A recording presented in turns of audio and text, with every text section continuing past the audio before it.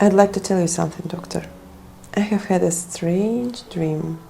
A voice told me that I could wish for something, that I should only say what I wanted to know, and all my questions would be answered.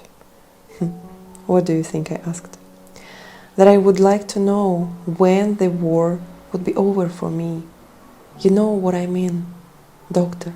For me, I wanted to know when our camp would be liberated and our sufferings come to an end.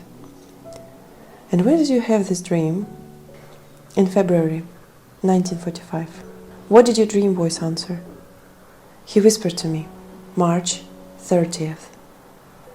When my friend told me about his dream, he was still full of hope and convinced that the voice of his dream would be right.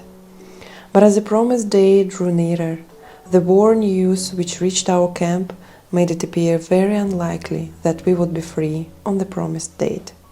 On March 29th, my friend suddenly became ill and ran on high temperature. On March 30th, that day, what voice pointed that my friend would be free from his suffering, he became delirious and lost consciousness. On March 31st, he was dead.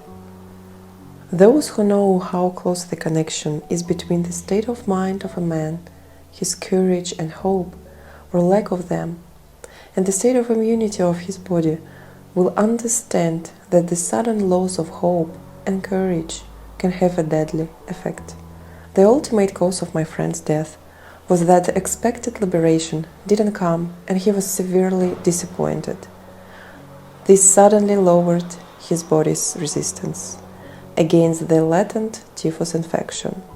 His faith in the future and his will to live had become paralyzed, and his body fell victim to illness.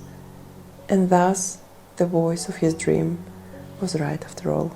We need to stop asking about the meaning of life and instead to think of ourselves as those who were being questioned by life, daily and hourly. Our answer must consist not in talk and meditation, but in right action and in right conduct. Life ultimately means taking the responsibility to find the right answer to its problems and to fulfill the tasks which it constantly sets for each individual.